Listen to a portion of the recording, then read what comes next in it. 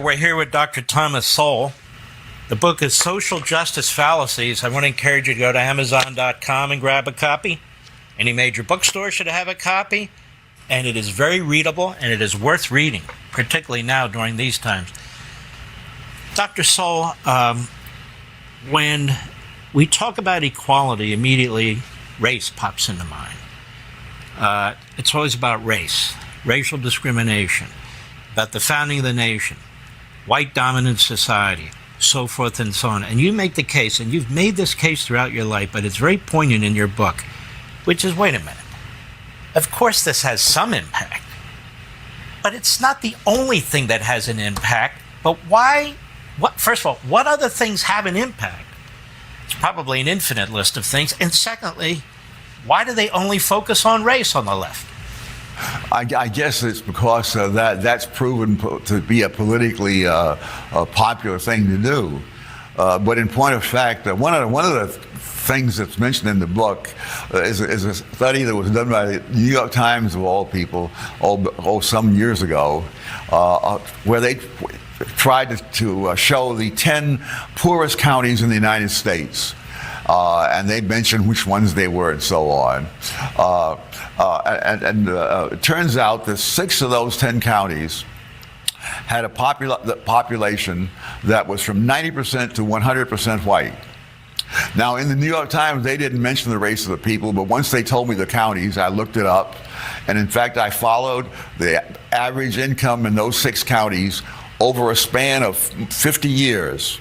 And in all those 50 years, all 6 of those counties had a median income lower than the median income of black Americans. Now, and so the people in those counties faced zero racism because they were white and indistinguishable from all other whites. They didn't have a legacy of slavery, and yet there they were.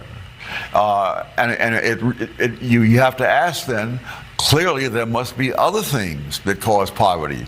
We can't just assume that because people of a given race have more poverty than some other people, that race must be the reason. But this has become the automatic kind of thing, and I think most people would be quite surprised.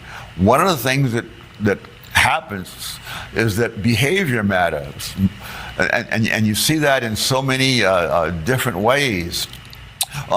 For example, I think most people would be surprised to learn that despite the fact that blacks as a whole have a higher poverty rate than whites as a whole, black married couple families have for more than a quarter of a century, every single year, had a poverty rate under 10%. And in most of those years, the national poverty rate was not as low as 10%. So it's not and you say, well, this is due to institutional racism. In that case, does that mean that the racists make an exception for blacks who are married? I mean, do racists either know or care whether blacks are married? None of these glib explanations stands up to the slightest empirical study. And let's talk about this when it comes to minorities generally. You have an Asian population in this country that achieves a lot as a group, intellectually, education-wise, and they are discriminated against by these Ivy League colleges, by Harvard. We just had a Supreme Court decision and so forth, the way Jews were 100 years earlier, by Harvard, Yale, Princeton, and so forth. So the people who push this race issue, is it that they really care about black people or Asian people or Jewish people, or is it that it's just another wedge issue to try and destroy this culture and destroy this society? There are some people who are both. Some really believe it, and I feel sorry for them. But there are some who really don't care. If it gets them elected, that's what matters. And this is one of the tragedies of trying to politicize race. There are so many fallacies that it's hard to even know which one to take up. But for example, the great narrative is that blacks rose from poverty, got into professional occupations as a result of the 1960s social welfare programs, and that this has been a big benefit. one of the problems with this way of looking at things is that everything depends on when you pick as the start of this trend.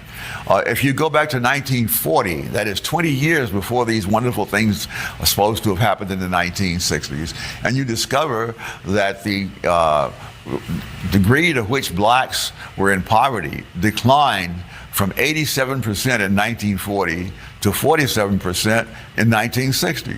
So it went down by 40 points in those 20 years. Now you look at the 20 years following 1960, they went down 18 points. And so the trend did not begin in the 1960s. The trend was there before then, and the trend did not even accelerate after 1960. Many people think that it would all began with the Civil Rights Act of 1964. Well, that was a fine act to get rid of the segregation laws in the South.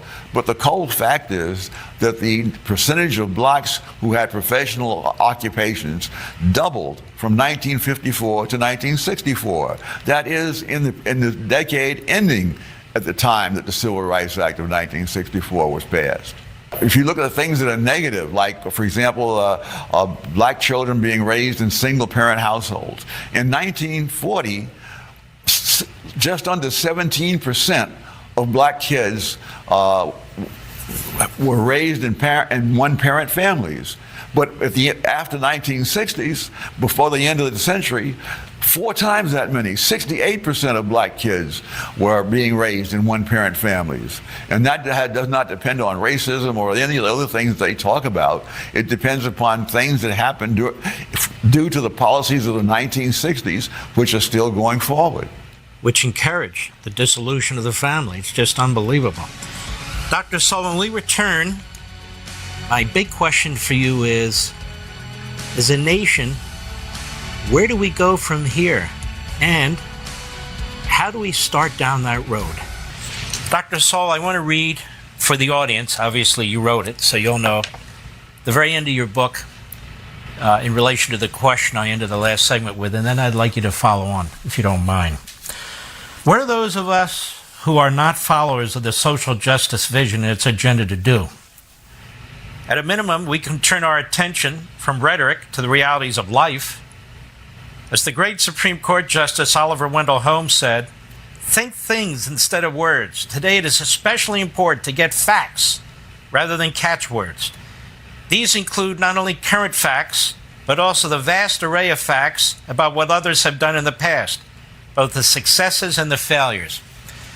I take that to mean, Dr. Sowell, you got to really work hard to cut out all the static, all the propaganda, all of what academia, for the most part, is trying to indoctrinate you with, and think for yourself, begin to educate yourself as a citizen who loves this country and wants it to remain free, and that's a good starting place. Do I have that about right? Absolutely. And above all, you have to concentrate on facts, which again, are things that are suppressed. The rhetoric just rules the roost in too many places. It's really pitiful the way that people are sacrificing so much money to send their children to expensive schools to get very cheap propaganda. One of the sad things I encountered in doing the research for this was how many people on the left do not answer arguments with counter arguments, but with ad hominem, attributing bad things to people who disagree with them, but never answering what they have to say. This whole thing about the white supremacy thing, one of the things I bring out in the book is that there are any number of Asian groups, people from China, India, Japan, whatever, who have higher incomes than the white population of the United States. If you get to people, full-time male workers, in India, in the United States, their income is $39,000 more than the annual income of whites of exactly the same prescription. And yet people go around talking about the white supremacy. Well, my gosh, apparently people from India haven't heard of that yet. So many other things that are just blindly attributed to race. You find if you go into it that there are other things. it's one thing to be against racists. It's another thing to exaggerate what they can do. You might think about what they cannot do. They cannot stop 9 million black people from having higher incomes than the average income of white people. They cannot stop thousands of black people from having assets of $1 million or more. And in fact, they cannot stop blacks from becoming billionaires, as Tiger Woods, Oprah Winfrey, and any number of other people have been. They can't stop blacks from becoming generals in the military or becoming president of the United States. And yet we go on as if we're still living in the world of 100 years ago. We're worried about the racists. I think that the racists at this point cannot do one half the damage that the teachers unions are doing by making the schools places for teachers to have ironclad job security, and for turning them into propaganda centers that do not teach the kids math and English. A black kid who graduates from high school with a mastery of mathematics and the English language, there's practically nothing that can stop him, except the propaganda that he's been fed in the schools all these years. Again, the book is fantastic, Social Justice Fallacies. It comes out Tuesday, but you can get your copy on Amazon.com. Every major bookstore will have it as well. Do we have an incompetent ruling class of elites, Dr. Sowell, or an ideologically driven ruling class of elites, or both? Both. But primarily, people enormously impressed with themselves because they have high IQs and PhDs after their name. And some of the great tragedies and horrors of the 20th century were promoted by those very kinds of people. The Holocaust would clearly qualify in that category. The progressive era people were promoting genocide. And one of the books that was written by one of them was translated into German, and Hitler called it his Bible. But most people don't seem to realize this was an idea that was predominant among the intellectuals around the time of World War I. In later years, the facts, when they finally came out, completely undermined all the things they had said. But by that time, it was too late. That entire eugenics movement really grew out of the left, as you point out, that whole progressive era. And I guess the thinking was, if we're going to perfect society, we have to perfect human beings. And I feel, in many ways, apart from eugenics, that's still what we're dealing with. People don't, it's very messy, democracy. It's very messy, the First Amendment. It's very messy to have a competition of ideas, and so they seek to crush it. I'll leave you with the final word. Well, I think that is one of many things that caused me to say, as I did in the book, that stupid people can create problems, but it often takes brilliant people to create a real catastrophe. And that's the history of the 20th century, I think, will bear that out.